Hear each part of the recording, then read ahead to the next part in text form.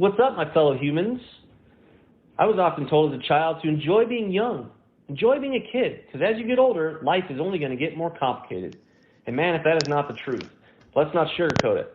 Some days, adulting just sucks. It feels like a ton of bricks that hits you out of nowhere, and it brings all this stress and pressure and anxiety and judgment and expectations. I'm a 38-year-old business owner that's navigating a challenging world post-COVID. I'm the proud father of a 5-year-old son. I married my best friend. She's amazing, beautiful, intelligent. And one day, I just kind of realized that I wasn't the person I thought I would be. My relationship was struggling. I wasn't being a good parent. I was struggling in my career. My health was not doing well. And it's nice to have a third-party person you can bounce ideas off to and vent to and kind of discuss where you're at in your life that doesn't have any connection to your past, that doesn't have any sort of premeditated thoughts towards you. I tried traditional therapy. It worked well. I could see how that works for other people. But this time I went a different route, and I found a life coach. And Maureen has been awesome. If you're looking for somebody to discuss life's challenges with, Maureen is a very responsive, encouraging personality that brings a lot of her own wisdom to our discussions, and she really helps focus on the how to move forward with a positive mentality, how to deal with the mental stress and the things that come at us that are unexpected. Because ultimately, we, as humans, only control ourselves. I really enjoy working with Maureen. She's helped me see life through a different lens.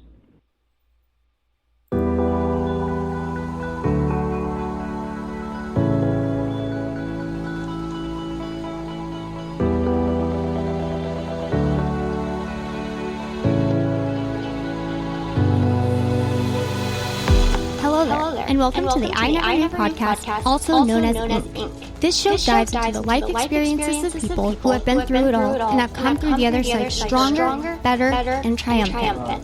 Each story is raw, authentic, and, at times, heartbreaking. One thing joins it all together, the fact that the stories can help the listener learn and grow. Hosted by life coach Maureen, she sits down each episode with a new guest who will empower the listener to set out on their self-discovery journey and start to heal. Now you'll be joined by Maureen and her special guest. Please enjoy the show.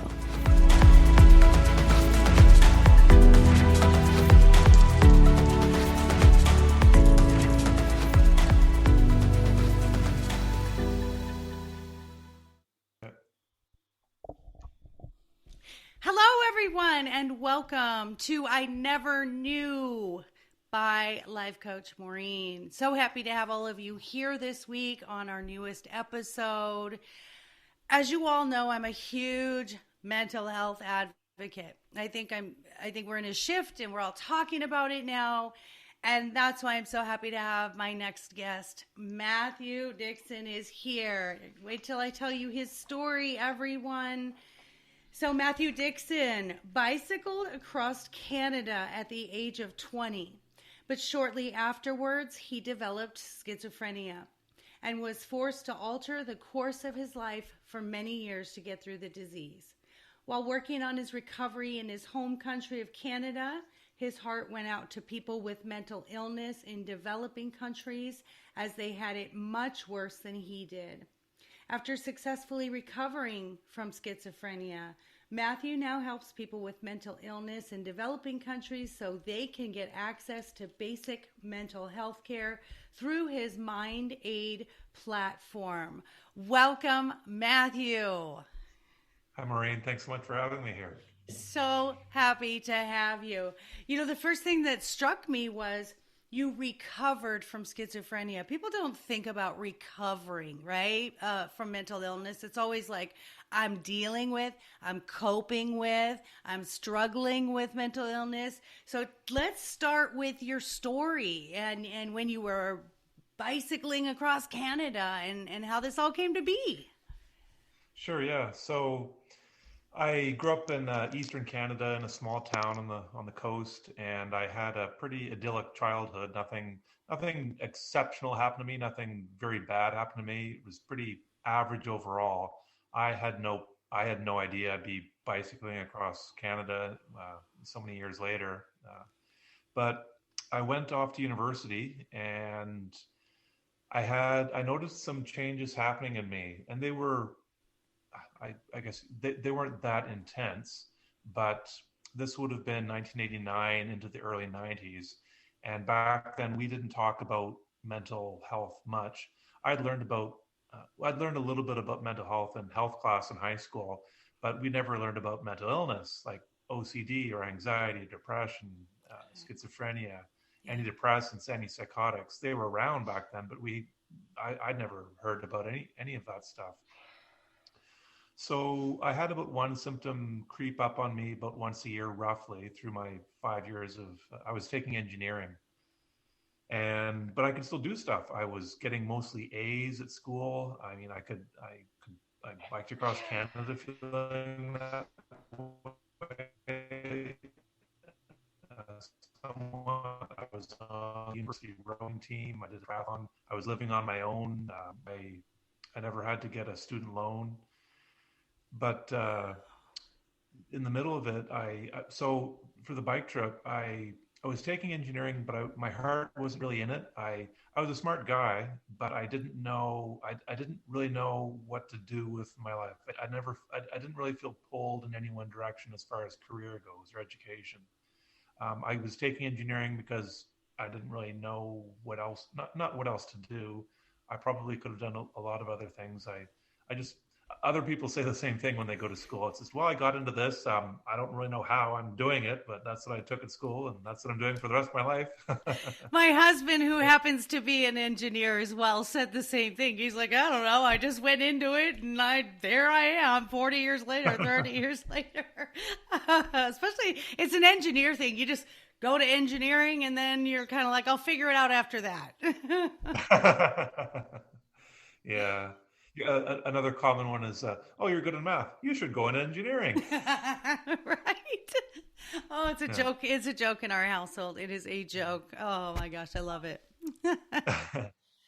So what'd you figure out? Well, my mom had sent me an article from the newspaper a year earlier in, I guess it would have been 1990.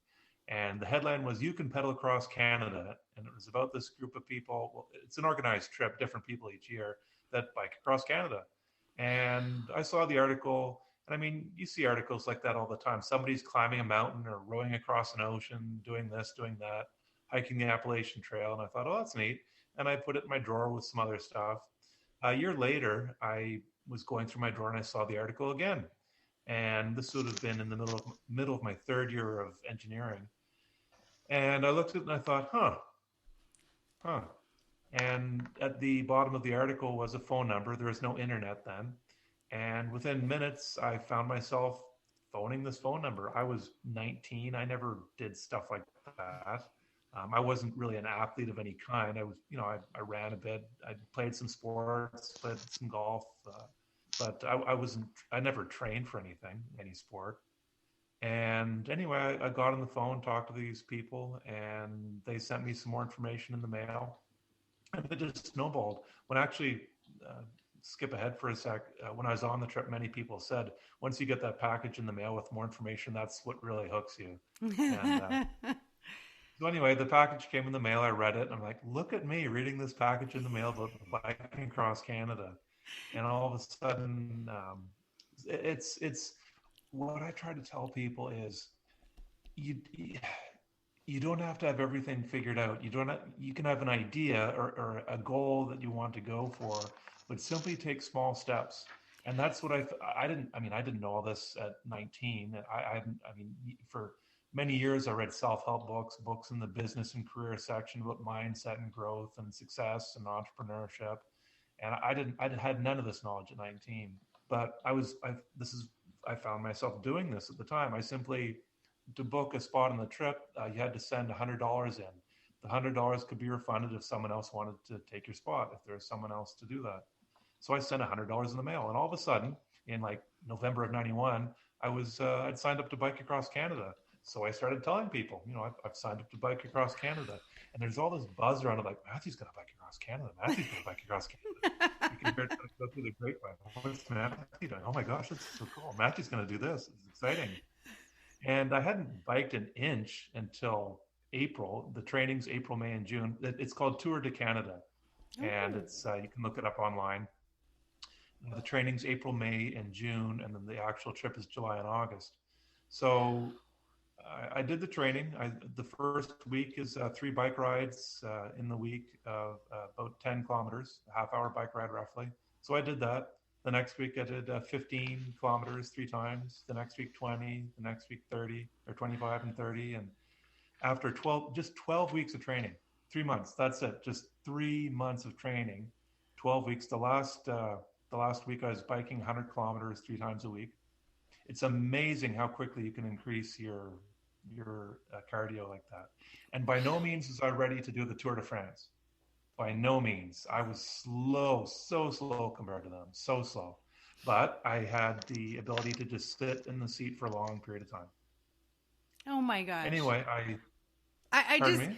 I just think it's incredible. What a big leap too. I mean, my gosh, you just without hesitation, and this is just something I'm gonna just interrupt for real quick, is Yeah. it's you there was no hesitation, and I think half the things in life we don't do is because we just hesitate. And you were like, nah, and you put that article in your drawer, and it meant to stay there. It could have been thrown out, it could have, turned into a paper airplane, and then it popped it popped into your existence again when you were ready. So I always say when we're getting ready to be ready, and boom, it was there. And I love that you just embraced it. You're like, I wasn't an athlete. It's not like I was in triathlons or anything. And you just went for it and took the baby steps to get there. So, wow, you don't think you were ready after 100 kilometers? 2 times a week, 3 times a week? I'd be dead. Yeah, I will. I will just. I have to say this because one of the things I've been trying to do to encourage people to do stuff like this, or to do anything that they might be afraid to do, is for me biking across Canada. It wasn't as hard as I thought. It's daunting. I was leading up to the trip. In the back of my head, I was thinking, Matthew, what are you doing? Seriously, what are you doing, Matthew? And it's daunting. I was thinking, who signed me up for this? You did, Matthew. You did. Yes. The voices, the little angel and devil on the shoulder, right? Yeah, yeah. But it wasn't crippling anxiety. I could still go through my day and do stuff. It was just a background. It's sort of hard to describe, really. But anyway, once I was out there biking, I was thinking, man, this is a lot easier than I thought. Why isn't everybody doing this? This is so much fun. A couple who biked around the world. They left from California. The book was called Miles from Nowhere. I read that in the 80s, having no idea I'd be doing something similar. And she said people would ask her, why did you do it? And she said what she really wanted to tell people was, because it's fun. Right? But she said she felt she couldn't say that because you sounded too flippant. But it's fun. It was just fun. I loved it. Oh, just So anyway, I got up there, did the trip, and yeah, that was. There's part of me is thinking, why am I doing this? Because I could be hit by a truck. And sure, lots of people. Not everybody has made it across Canada. Some have died on that actual trip, let alone other people biking across Canada on their own and dying too. It's so I don't know. I did it. it's not without risk, and you still, even with the fears and even with that little voice in the back of your head. And that's a good thing to tell people. When you have a positive mindset, it doesn't mean we're Pollyanna and we're like, yeah, everything's great, there's no worries. You still have those worries in the back of your brain, but it's letting those positive motivational thoughts come in front of those other thoughts, right? Yeah, yeah. You can still. That's what I try to tell people. You don't have to be 100% confident. Some people say you just need to be 51% confident, just over 50%, just enough. Yes. I argue you could. I argue you could be like 1% confident. Just have 1% going out of your comfort zone. A little bit of just going. I mean, it all started with just a phone call. I simply picked up the phone and asked for more information. That's all I did. Wow. That's something a lot of people can do. There's actually a great book on this. It's called The Motivation Myth by Jeff Hayden. And he says, people think they need to wait for this lightning bolt of inspiration or have an aha moment, and then they'll know that's what I want to do with my life. But he says, don't wait for the confidence to start to take action. He says, what happens is it's not the confidence that makes you take action. It's the actions, the small steps. Everything, every pyramid was made with just one stone, lots of stones, just one at a time, slow and steady, just small micro work, all added up together. Take all these small steps, give you the confidence. Yes. They build confidence. Take a small step, you'll get a bit of confidence. Look at me, I just did that. Then take another small step, and they all. I've been. On another note, with my mental health advocacy work for Mind Aid, I started Mind Aid in 2018, and I can feel my confidence growing, because this has been at the end of my recovery, and I'm able to notice more things about how I'm feeling and stuff. With schizophrenia, it's very, in its worst, it's very chaotic. It's hard to really know how you're feeling a certain way. It's just very, very chaotic. But these last 4 years of building Mind Aid, I mean, the first step was phoning a website designer. Can you make a website for me? I was scared to do that. I was never on social media before, and one by one, slowly over months and months, I got on, first Facebook, then YouTube, and then one at a time after that. And each time it was, oh my gosh, I'm doing this. I don't know if I can do this, but you just go. Marnie McBean, the Canadian Olympic rower, she says, do things that make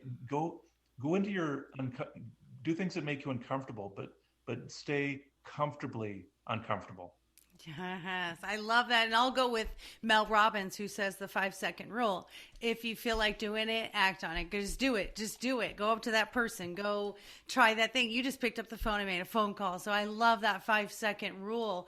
So I love what you're saying. Let's go to how you started recognizing the symptoms of schizophrenia and how you got diagnosed, and then how you advocated to get into recovery or figure out what worked for you. Yeah, so I had some symptoms creeping up, but one a year through university. Things like I felt disconnected. I felt like I was watching TV, sort of thing. I just felt disconnected.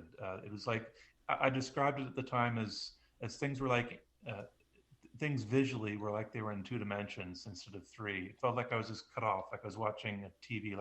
On TV, you can see things, but you can't interact. You can't jump into the screen and talk with the people. Things like that, and things like I felt like I had a brain transplant. It felt like all of a sudden I was thinking somebody else's thoughts. Like I had his brain in my head. I was thinking his thoughts, and he was making me do things that I didn't want to do. Things like that. But I could still do stuff. I mean, I was feeling like that while I was biking across Canada. Wow, So that had to be so difficult to figure it out, especially not knowing. It wasn't that disabling. I mean, I could still do stuff. They were relatively mild compared to what was going to come down the tubes. And anyway, so actually my very first year of university, I went to the university health clinic and I said, I'm low on energy. And they sent me for blood work. The blood work came back fine. And they said, focus on the future, and sort of sent me out the door in a nice way, but they just didn't know, I guess. And so I thought, okay, so that's what I did through university. I just tried to focus on the future, and I talked to some friends about how I was feeling, but no one said, oh, you should go see a mental health specialist. I mean, none of my friends knew what that was. Yeah. So anyway, my last year of engineering, just before I was supposed to graduate, I had a suicidal thought, and I thought, that's not good. So I went to the university health clinic again, and this is a different city. I switched towns and universities, and they took me to the city hospital, the psych ward, and that was my introduction into the mental health system. Wow. They tried me on 6 or 7 of the older antipsychotics for schizophrenia, and none of them worked. They tried me on one that had just come out that year in 1994. It worked, although, I mean, I'm still on it today, that same drug. I will say it worked glacially slowly. I Wow. noticed one small improvement in my health every single week for my entire recovery. In 2012, they actually started happening more frequently. Like I actually once a day, sometimes twice a day. So it's yeah.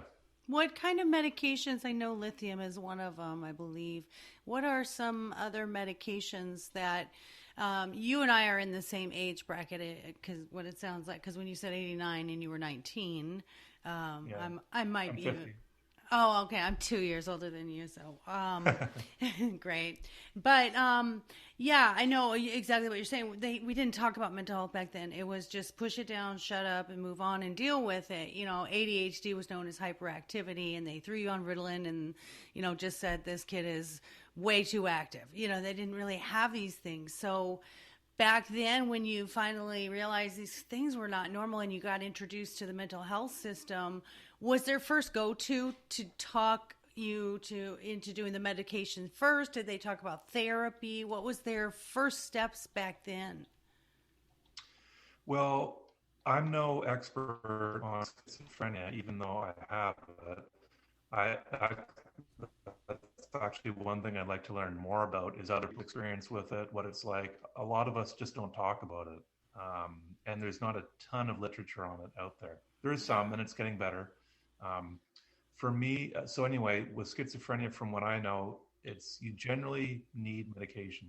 I'm sure there's some people out there who are doing well without it. I don't know that for a fact, but I they they put me on medication quickly, Mm-hmm. and I'm fine with that. Because I noticed an improvement in my health with it. It's like I would have done anything to stop the pain. It was tough to be. I mean, at 20, biking across the country, wanting to do more fun stuff like that. Like again, I had no specific plans for my life, and I was sort of drifting a bit in engineering, even though I was still doing well in it. But like most people, I wanted to have a good life. But 22, just to be, oh my gosh, you're on a medication. Oh, what does this mean for the rest of your life? And plus, you're so depressed, you couldn't see a positive out of it. So it felt like a real ball and chain. But at the same time, I was like, get that pill into me. It was one of the few things I could do to stop the pain. And so I faithfully took it. So Wow. And I know that hallucinations are a big part of it, the voices. Is that something you experienced as well? well, I don't know how many people know this. I try to throw the stat out. 75% of people with schizophrenia hallucinate, and those can be any of the five senses: touch, taste, sound, sight, smell. But I never did. I was in the 25% that didn't. Oh, wow. I ne- yeah, I never had, excuse me, I never had any problems with substance abuse. For some reason, that just was never a part of my interest or chemistry or whatever you want to call it. I never had any inclination to do any of that stuff. I'm I very read thankful for that. that. I read that on your paper, and that jumped out at me because, Matthew, anytime you have something that you can't figure out and you don't know how to deal with, we usually self medicate, and especially when it's something that's, you know, pretty intense as schizophrenia. And I feel that bipolar and depression and all of those things are all intense. And you didn't go there. No alcohol, no drugs, no, eating it away. How did you get through? Just the medication, was that effective for you, or did you also get the therapy and counseling as well? So I went to counseling for about 7 years or so, and it was okay. For me, what really helped me was books on mental health tips, people skills, mindset. I started, I remember walking into the self help section in 2000, I think. Excuse me. And I was nervous to be in there. Oh my gosh, look at me in the self help section. What am I doing here? But I wanted to go in. I was just fed up. Like, I want to learn more stuff about how to get better. And so I walked in, and after so many reading so many books in there, I was like, man, this is great. Everybody should be reading this stuff. And then years later, I found myself more often in the business and career section because all these top CEOs are trying to figure out the best way to motivate their staff, create better mindsets for themselves, confidence, success. And so I don't really, in my speaking, I don't really speak much about different types of therapy or different types of medication. For me, I talk mostly about just your own. There's so many things that you can change in your mind that everybody has that are common to everybody, and they're all factors. How much stress do you have caused by people? Psychologists say that so often when people come into them, they often talk about the people in their lives giving them problems. So if you can lower people stress, that's just one less thing for your brain to have to process. And that's the stuff I tried to read about. I was reading books by Navy SEALs and Verbal Judo by George Thompson. It teaches people how to deal with people like a police officer with words, not weapons. Police officers are trained in verbal judo. That book by far is the best people skills book I've ever read. And I've been trying to tell so many people about it. Verbal judo. Please look it up. I wrote it down. Who wrote that? George Thompson. George Thompson, It's Verbal called Judo. Verbal Judo, The Gentle Art of Persuasion. Love that. And if you don't have time to read it on my Medium page, writing platform, I've got an article there with a cheat sheet for it. I sum up the main points. I like cheat sheets. I have focus issues, so I like the cliff notes of everything. So that's fabulous. So I love this. I love this. And that's where I was going was, your methods with your Mind Aid and how you help others in the countries where they don't have the counseling or the ability to get maybe even medications. So the first thing is lower your people stress. So what else? So I will throw Dr. Daniel Amen's, he's got a CD called the Brain Warriors Way Music Program. And it's a CD, but you can get it digitally, like on Amazon or whatever. And for me, I find it easier just to put on in my car when I'm driving. And there's songs there for creativity, for focus, for relaxation, for anxiety, for motivation, for gratitude, to wake you up in the morning, for a midday boost, put you to sleep at night. And it uses brain waves like alpha, delta, theta brain waves to help just recalibrate your brain for just overall general health. It's for absolutely anybody. There are YouTube videos with those same kind of things, alpha, delta, theta, beta waves. But I'm on a YouTube video, I don't always know or trust the person or the who put it up there. I don't know what they're, but Dr. Daniel Amen, he's been around for decades. He's got tons of books. He's got quite a wide presence. And I trust him. I've been listening to it since 2015. I've still improved, so it hasn't made me feel worse. I love that. I think that's great. And I think music speaks. I think music is healing anyway. So I think to add that. Okay, I've got to take a sidestep here. I love dancing. Oh my gosh, I love dancing. And there was a study done in New York City with dementia, and you can look it up online. They took two groups of people. One of the groups did, with older people, they did traditional dementia prevention exercises like crossword puzzles, learning a new language, learning a musical instrument, golfing, walking, sports, exercise. The other group danced. And the first group, they improved their chances of dementia, or lessened their chances of dementia by like 20%, roughly, say. The group that danced lessened their chances by like 79%, I think it was, 78%. Oh, and they my gave all gosh. these reasons for what dancing does. Oh, yeah. When I dance, I put on my favorite songs and dance, the feelings that go through my body, I don't know what chemicals, hormones are going through my body, but my heavens, I feel on top of the world. And I'm not, I'm not super flexible. I can't break dance or do all sorts of dancing. I just lip sync and just rock my heart out. I love it. I have a theory. I have a theory with my psychology background, and my theory between the psychology and the spiritual is anything that we do with ease, we do it better. It's almost like, we always do this overthinking thing. We always make things more complicated. We always, have to make a plan for everything. And I think dancing is that thing where you don't have to think. Just move your body, and it's easy. And maybe that's the science behind it. Well, in the Depression and the World Wars, I hear that they packed the dance halls to help build people's morale and help get their mind off of the horrors going on. And I would love to see those come back. I'm trying to, where I live, I'm trying to get some dances put on, family friendly or non-alcoholic sort of thing. 6 to 8 in the evening, 7 to 9 sort of thing, and just get together and have some fun.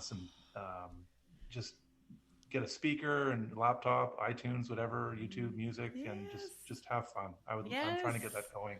I'd love to see that happen more often. We need more. We need more. We need more community building and having fun together. We're also isolated.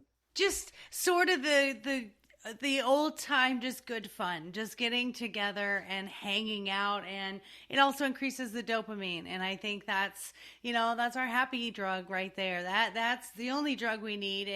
And that community and the hanging out relationships and feeling connected to people is a drug in itself. And then just free flow with the dancing. So great side note. I love that. And I just think music is so healing. I think anything that you go through in your life, there is a song for that. I think that's the relation that I feel. My father was in the American Songwriters Association, and he's very, very, very musical. I think that's my tie to music. He can play any string instrument plus keyboard and all that. And my father used to say, Maureen, the thing about lyrics and music is someone is writing this thing and they feel it. So when you listen to that song, you say, oh, someone gets it. So there's no more feeling like I'm the only one and nobody else understands. Even if it's just a song, you don't have to meet someone that went through it. But hopefully on I Never Knew, you'll hear someone that has been through what you've been through. But isn't that the truth when you've been through something? I remember after my divorce, I was pretty angry, and I would listen to Alanis Morissette, and that was like my angry music. It's like every phase you have like some different music for your life. Yeah. Yeah. It's incredible what it does. I just am on top of the world when I'm dancing. On a side note, I've read that for people, often people have made money like as a side gig simply putting on dances. Charge $10 at the door or something, get 50 people in, make $500. Rent a community hall or some room for like $100. $60 for 2 hours or something, and that's apparently a thing. You can look it up online, articles on how to do that, like a speaker and a laptop. Oh yeah. And if anyone's looking for a side hustle, there you go. Well, and also social media is a benefit for that because Meetup, they do have meetup groups, and you could just go on and create a dance meetup group in your area, and all the marketing is out there. You don't have to go door to door or anything like we used to. Put a bulletin up. So I want to know, when did it come into your awareness that these people in other countries don't have the access that we do, and why did that become a passion for you to help them? So in my worst year, someone saw me walking down the street in 1994 and said that I looked like I was walking through a world of flying clouds. And I'm like, yeah, that's how it felt. It felt like I was being shot at, bullets going off, bombs being thrown at me. It was terrifying. It's like walking across a tightrope over shark-infested waters. And I knew that wasn't true. Some people with schizophrenia, other mental illness maybe, they really believe that, say, the CIA is never like that. For example, I saw a James Bond movie with Pierce Brosnan. It literally felt like there's bullets being fired in the theater. There was that intensity, but I knew that wasn't true. I knew I was just watching a movie in my hometown, where I was living. But my heart went out to people who live in actual war zones, who have mental illness to go through as well, or extreme poverty. I mean, Scott Harrison of Charity Water, he helps people get clean water, and he says that 700 million people don't have clean water today. It's wherever he's gone, it's always the women and girls fetching the water, even still today. Some of them have to walk up to 8 hours a day to fetch filthy water on their back that's killing them, giving them diseases and parasites, and it's so sad. And he says when often clean water is right underneath their feet, 100 feet down, 200 feet down, they simply drill a well, boom, there's your water. It's so sad, and he's doing a wonderful job in trying to help more people with that. He's been a real inspiration for me.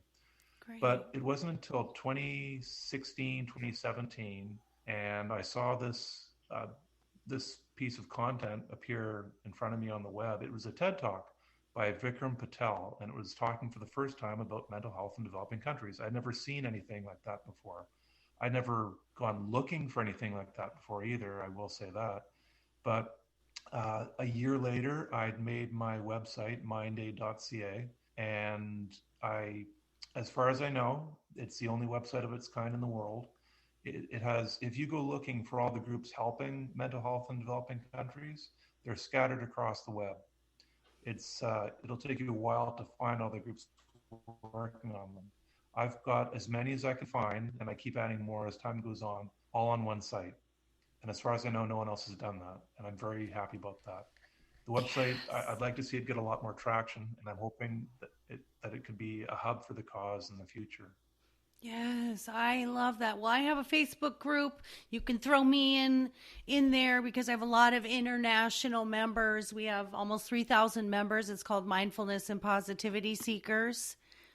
And it's a Facebook group, and I have so many international members, and I agree there are so many in other countries because they don't always have the freedom to speak of it like we do. We have a lot of freedom of speech here that I don't think people understand other countries don't have. Yeah. It's so I'm the good news in this is that so that TED Talk by Vikram Patel, he said that for decades there had been manuals, and still are today, on how to help someone where there's no doctor around for hundreds of miles. How do you treat a broken leg? How do you treat pneumonia? How do you deliver a baby?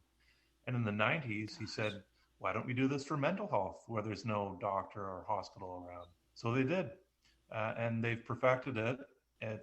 They now have models of basic mental health care that are low cost, proven effective, and scalable.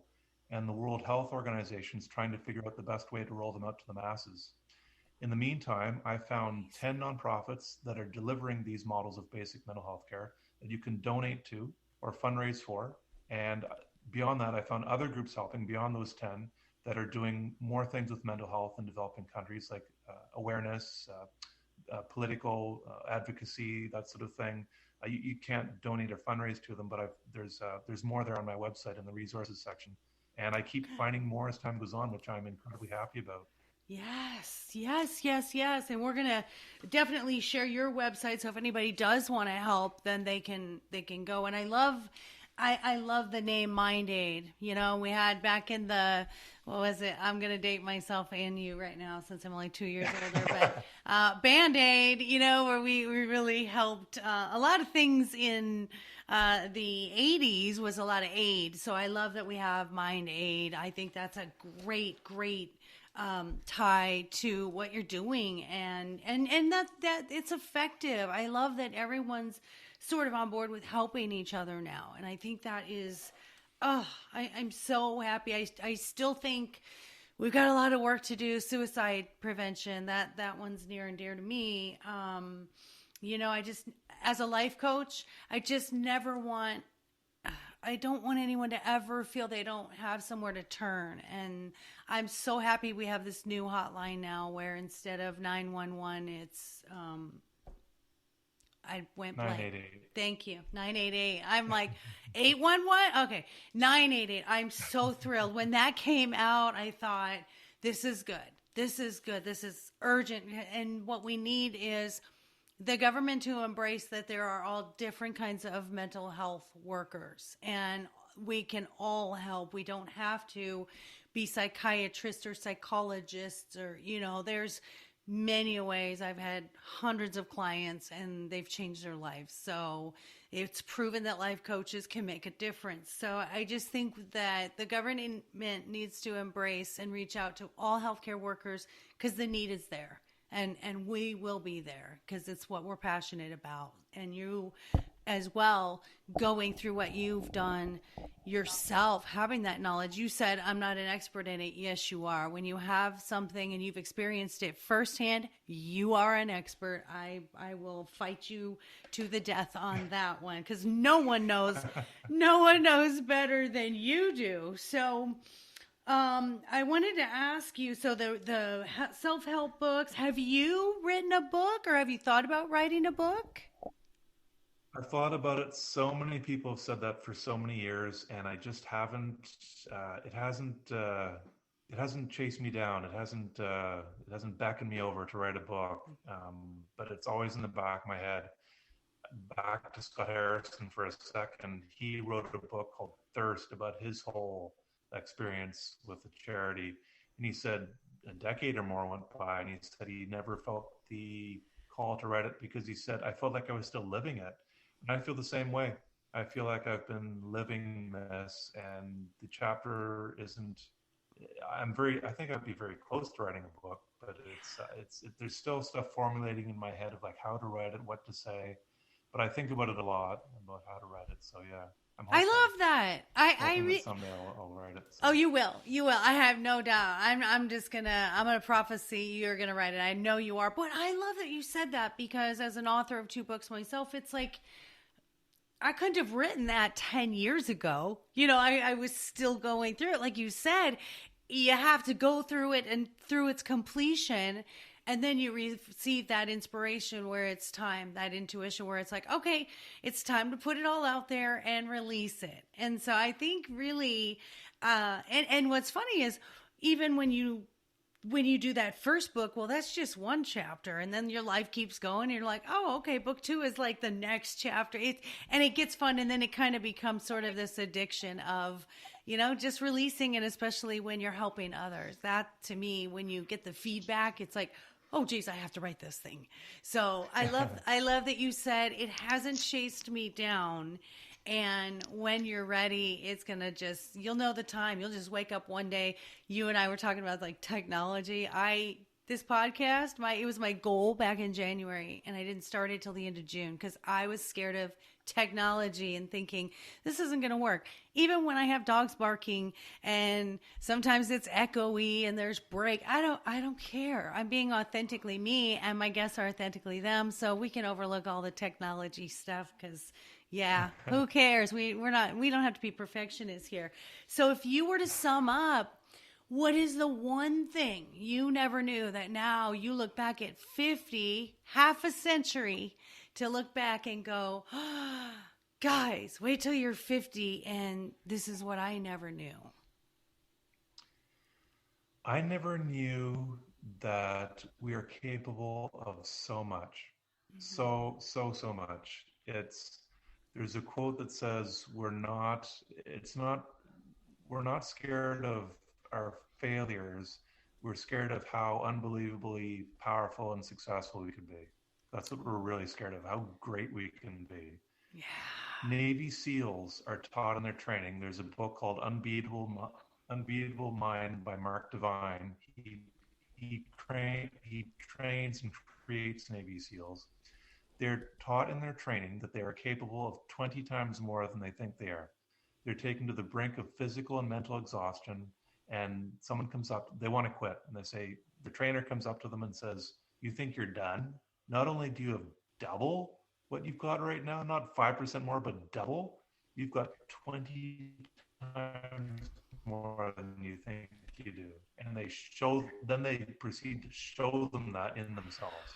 They say, no, you're not quitting, keep going. And then they go on for like 20 times more. And I feel I was shown that in my recovery from schizophrenia. So many times it's just relentless. And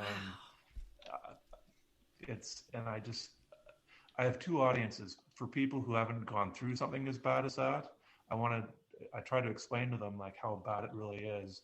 But I do want to say that for people going through it who already know, I want to tell them that it's possible. It seems impossible, but that's just it. It seems. It actually isn't. You can keep going. And I try to offer people hope. But that's what I never knew. I had no idea. For one thing, I had no idea that life could be that bad. But I also didn't know we have an equal and matching and often overpowering just courage to get through it that can beat it. You have just a thousand times, but if it goes 1,000 times into the negative for badness, it's over 1,000% into the positive for what we've got inside of us. All the strength, confidence, courage, and Carrie Fisher, the Princess Leia, the actress from Star Wars, she had bipolar, and she said that people should be given medals for going through mental illness. Medals. And I mean, all the people out there today who are going through mental illness or other bad things, they should be given medals. Literally, like meet with your prime minister, president of the country, whatever, and have an award ceremony. We're pinning medals to your chest for bravery, for courage, for determination. I had no idea that we were capable of all this, but now I know. Yeah, and I think the bravest souls come and ask for the greatest pain and the greatest challenge, and the greater the pain, the greater the growth. So I think that in itself is the reward, because the most enlightened and self-aware people I know are those who have been through the mental health struggles or trauma or anything that really, really could break us. And survival of humanity is adaptability and the ability to overcome. And that's why I called this I Never Knew, because it's just it's this hope for those who are going through something, but it's also this camaraderie through all of us to say, we were there and look at us. We're so much better and we're loving. We're just loving people. And I think that's the cool part. When you have these struggles, they could break you. You know, you could be bitter, not better. And we aren't. We're better. And, you know, there's this connection. Every guest, I always say there is a thread of love that I have for every guest, and the commonality that we share because we empathize with one another, because struggle meets struggle, and, you know, overcoming meets overcoming. And so I just flip and love it. So I want to ask you if you did hear the podcast. Oh, it's 4:44. I love it when I see the numbers. If you're marching down the downtown city, or you're in your city, 100,000 people behind you, you have a banner. What does your banner say about the movement you have for the world?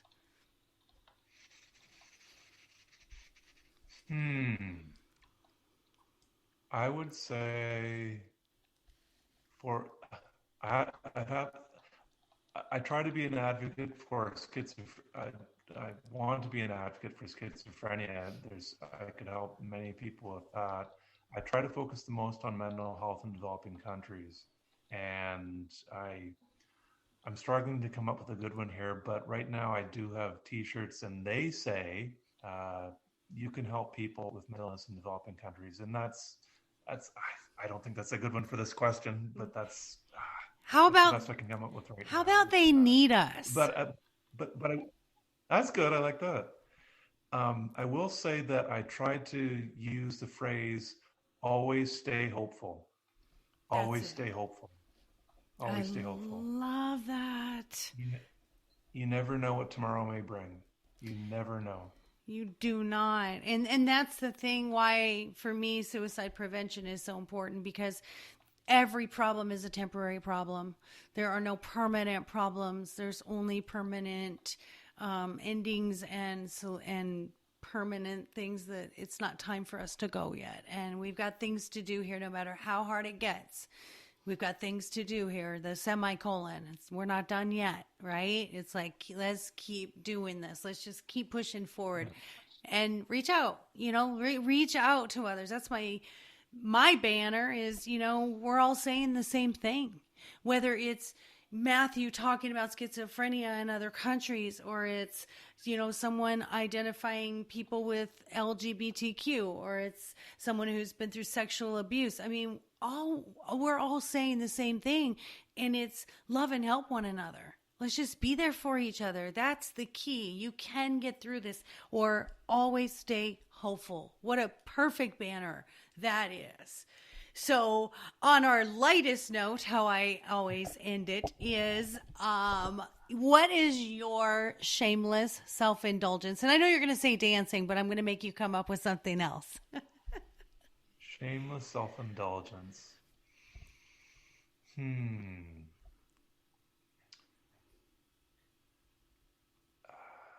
Oh, I'm struggling with this one. I, oh my gosh, this is tough. Shameless self-indulgence. And it can change. I can tell you mine right now is M&M's. So it doesn't have to be anything like super profound, but you know, what is your thing? What is your self-care? What do you do that continues the health of your mental health to continue on your recovery of your schizophrenia? What is the thing that you do to just get away and be you and stay grounded and centered? Being in nature really helps me. Being on the beach, and I know this is not self-indulgent or shameless, but it's I really do like getting out into nature, into the woods, into the trees, into the forest, hiking on the beach, hiking mountains, and I could do more of that than I do. I live on the ocean. I like being near the water. I started a nature YouTube channel so that people could go visit these places and show them to them, just in places where I live here. And that's not shameless or self-indulgent either. No. I am trying to do better with my diet, and I've fallen off the wagon in the last few years. Maybe that was COVID, but I'm eating more. I'm a sucker for chocolate and candy and ice cream and squares and cakes and cookies and brownies. I'm not much of a chip or salt person, but that sugar, man, that gets me. I am with you. Like, I don't do soda, but that's exactly me too. The candy, the chocolate candy, especially dark chocolate. Oh my gosh. And then I like to say, well, it's antioxidants, so it's good for me. So it makes it a lot easier to, sort of cheat. But I think the bottom line is do what we love. So I'm curious because I am so jealous that you live near water. I'm in Arizona in a desert, and I aim to move somewhere with water. Hawaii is just my absolute dream place to live. So what's your nature YouTube channel called? It's called Special Spots. If you Google Special Spots, Matthew Dickson, it'll show up on YouTube. I've got links. If you go to minday.ca in the About section, there's a link there to all my links on Linktree. And you'll see all my links there to all the stuff I've got going on. And it's Special Spots is down near the bottom of that, I think. I love it. See, you embrace technology. It's all there. You made it all accessible. You could do it. We are an old dogs, but we can learn new tricks, Matthew. Well, I thank you so much for being here, for your story, for being just a bright light in this world. You are just a ray of sunshine, giving hope, because everybody needs to always stay hopeful, and helping those who don't have access to what we have here that we're so blessed with in Canada and in America, some of these third world countries. And we're all one on this planet. So I'm so grateful for what you're doing for these people. So I appreciate you, and I thank you so much for joining me today. Thank you so much, Maureen. It's been a pleasure talking with you. Good.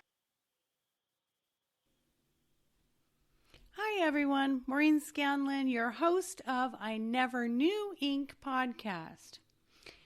In our search for love, companionship, and the one, we oftentimes lose sight of our true selves and what we deeply desire in a life partner. My book, My Dog is My Relationship Coach, will help you to see clearly what it takes to heal yourself, enhance your marriage or romantic relationships, and realize the whole person you were meant to be while in a relationship or searching for that perfect mate. With tips, examples, and anecdotes, this guide shares the meaning, clarity, and deep connections that enhance the journey of finding or loving our person. Go get your copy today on Amazon, Barnes & Noble, or Outskirts Press. You can also order this at lifecoachmaureen.com. Have a great day, and here's to meaningful relationships.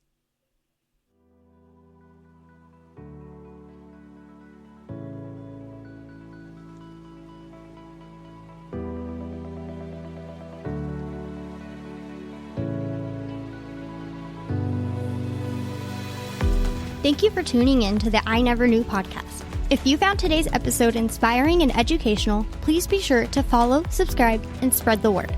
The more people that join the Inc. community, the more it can develop and influence others as we work together for a healthier and brighter future. Until next time.